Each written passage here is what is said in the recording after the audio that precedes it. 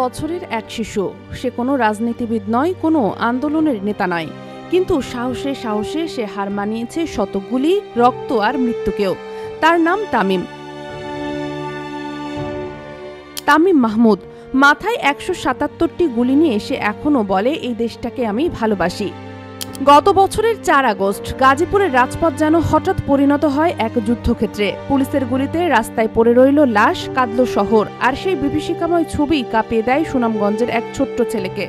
তামিম মাহমুদ, বয়স মাত্র ১২, কিন্তু হৃদয়ে দেশপ্রেম, পরিণত একজন যোদ্ধার মতো। ফেসবুকে সেই দমন পীড়নের ভিডিও দেখে মায়ের আঁচল ছেড়ে ঝাঁপিয়ে পড়ে সে। পথ ধরে চলে আসে গাজীপুর। মিছিলের ঠিক সামনে দাঁড়িয়ে যায় সে, নির্ভীক, সাহসী, প্রতিবাদী। তামিম ছুটে যায়, সামনে যায়, আর ঠিক তখনই পুলিশ তাকে লক্ষ্য করে গুলি ছোড়ে। ১৭৭টি গুলি তার মাথায়, ৯টি চোখের ভেতর, আর শরীর জুড়ে শতাধিক গুলি। তামিম পড়ে যায় রাজপথে, রক্তে লাল হয়ে যায় তার শরীর। সেই ছবি যেন আজও কাঁদায় মানুষকে।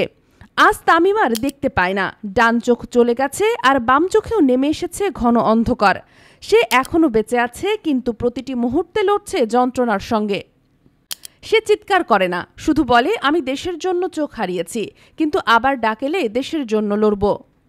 তামিমের বাবা নূর উদ্দিন গাজীপুরের একটি গাড়ির শোরুমে কাজ করতেন। ছেলের চিকিৎসায় খরচ করতে হয়েছে সর্বস্ব। চাকরি হারিয়েছেন, ঋণে জর্জরিত। চোখে পানি নিয়ে বলেন, আমার ছেলেকে অন্ধ করেছে যারা, তাদের বিচার চাই।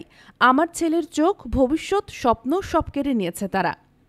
আমি দেশকে ভালোবাসি, দেশের জন্য চোখ হারিয়েছি। মাথায় এখনও ১৭৭টা গুলি আছে। মুখে গুলি লাগাই শক্ত কিছু খেতে পারি না, তাই চিকিৎসা চাই, পুনর্বাসন চাই, আর ডাকেলে আবারও দেশের জন্য লড়ব। এই দেশ যদি কাউকে ভালোবাসতে শেখায়, তবে সেই শিক্ষা এক ১২ বছরের শিশুই সবার আগে নিয়েছে। তামিম এখন শুধু একটি নাম নয়, সে এক প্রতীক, এক প্রতিবাদ, এক প্রশ্ন।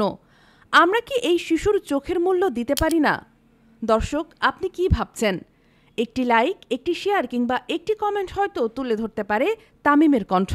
কারণ দেশটা যদি আপনার হয়, তাহলে তামিমও আপনার সন্তান।